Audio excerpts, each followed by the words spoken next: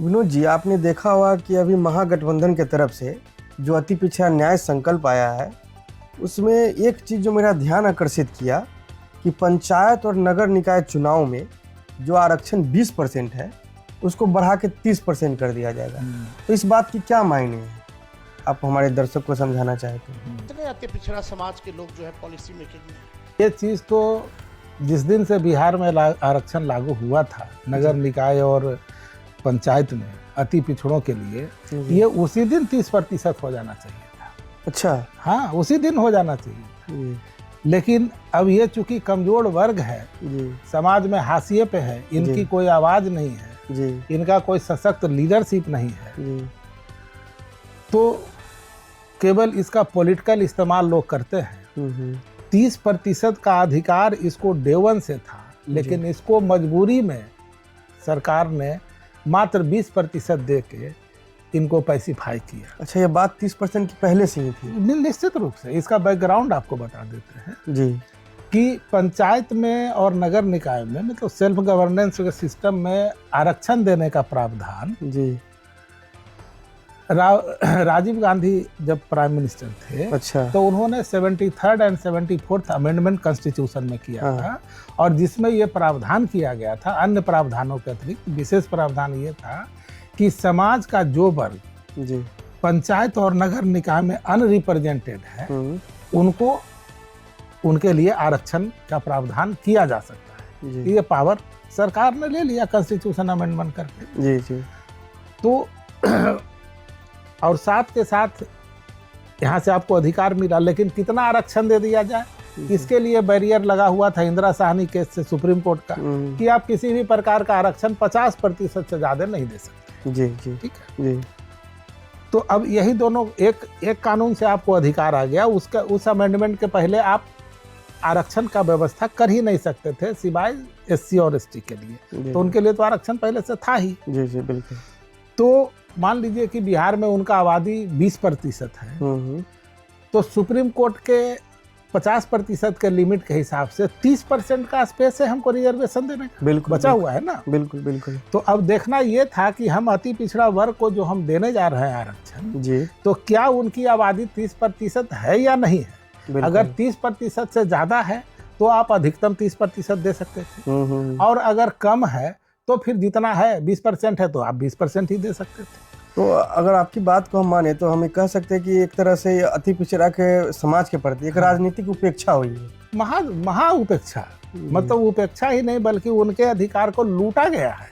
जी। जो सरकारें थी, संविधान में प्रावधान हो जाने के उपरांत, सुप्रीम कोर्ट के द्वारा परमिशन देने के उपरांत भी 10% कम आरक्षण देना, मतलब इनके अधिकार को डेलिबरेटली लूट लिया गया सरकारों द्वारा। और अभी महागठबंधन ने इस चीज़ को रेखांकित किया है और इस चीज़ का कॉग्निजेंस लेके अपने संकल्प में इस चीज़ को लाया है। तो ये बहुत न्याय संगत बात है, और ये होना ही चाहिए। किसी भी रीजनेबल पॉलिटिकल पार्टी का ये नैतिक दायित्व था कि आप विशेष नहीं देंगे तो जो उनको रीजनेबल है वो तो आप देंगे जी। तो इसने एक बहुत रीजनेबल कदम वो उठाया है। अच्छा विनोद जी, ये देखा जाता है कि जब से जो पहले 20% रिजर्वेशन से पहले की जो परिदृश्य थी, उसमें ये देखा जाता था कि अति पिछड़ा समाज के अधिक लोग न मुखिया होते थे, न वार्ड सदस्य होते थे, न जिला परिषद होते थे, कोई बीन बेलदार, नाई बराही, ये सब अब मिलता नहीं था। लेकिन 20% होने के बाद कुछ कुछ लोग दिखना शुरू हुए। उसमें भी जो अभी कमजोर अति पिछड़ा जातियां है वो नहीं दिख रहे हैं। तो आपको क्या लगता है कि यह 30% जब आरक्षण हो जाता है नगर निकाय चुनाव में और पंचायती राज चुनाव में, तो उससे जो राजनीतिक और सामाजिक परिदृश्य है नगरों में और पंचायतों में, उसमें आप क्या बदलाव देखते हैं? हाँ, देखिए इससे क्या बदलाव होगा। 30% का मतलब लगभग 1/3। जी बिल्कुल, है ना, बिल्कुल। तो अब आपका चाहे पंचायत का गठन हो, चाहे नगर निकाय का गठन हो, उसमें 1/3 कौन हो जाएगा? अति पिछड़ा समाज के लोग। और इस 1/3 में आप मान लीजिए हिंदू और मुसलमान दोनों होंगे। जी बिल्कुल, है ना। जी बिल्कुल।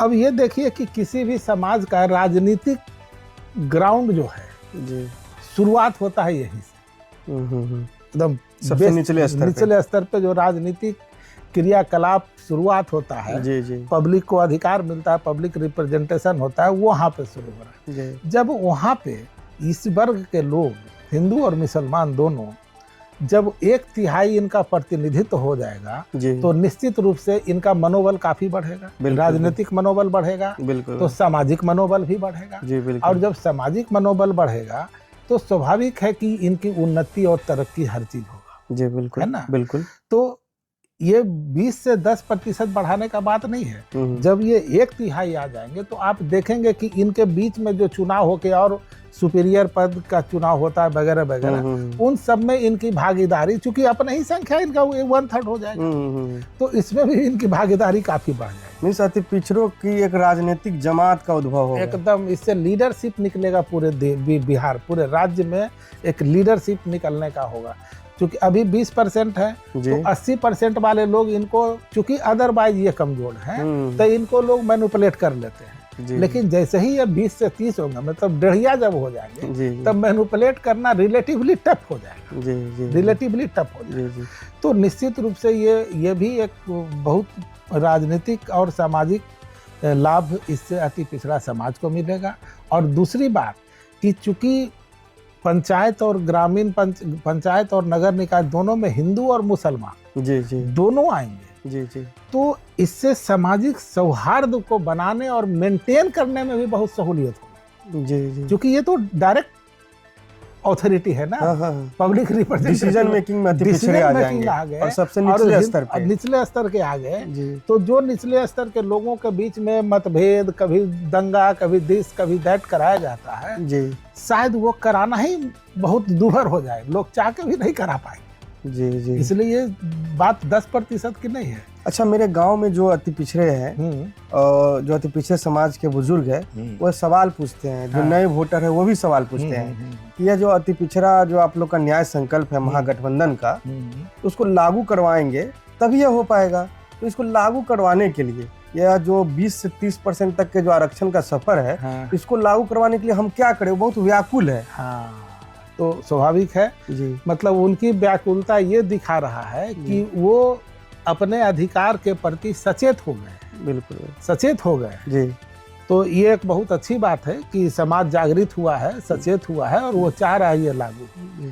तो कुणाल जी, आप तो स्पष्ट समझ रहे हैं कि ये एक संकल्प है जी।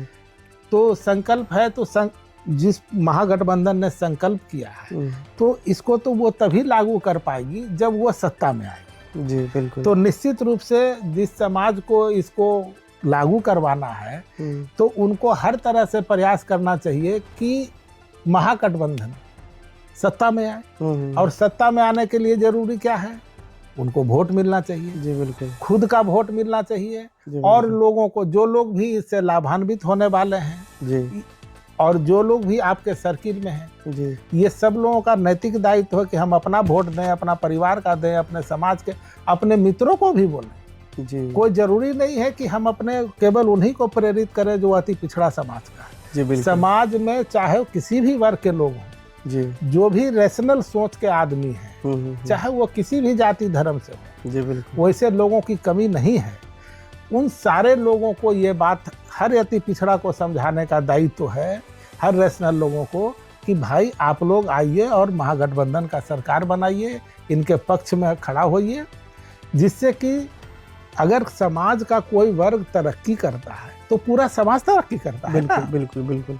इसको इतना छोटा पर्सपेक्टिव में नहीं सोचना है। जिस समाज का 40% आदमी भूखा नंगा रहेगा, वो समाज तो कभी विकसित हो नहीं सकता है। बिल्कुल बिल्कुल। तो एक बिहारी जब बाहर जाएगा तो बिहार का एक खरबपति आदमी भी बाहर जाने पे बिहारी का गाली इसलिए सुनता है ना कि यहाँ का 50% लोग मार्जिनाइज्ड हैं। बिल्कुल। अगर ये सारे लोग हो जाएंगे तो फिर कौन गाली देगा जी जी, है ना। तो ये ब्रॉडर प्रोस्पेक्ट का चीज़ है और इस चीज़ को लोगों को समझाने की ज़रूरत है। इसको जाति और धर्म में देखने का चीज़ नहीं है जी। ये बहुत बहुत धन्यवाद सर इसके लिए।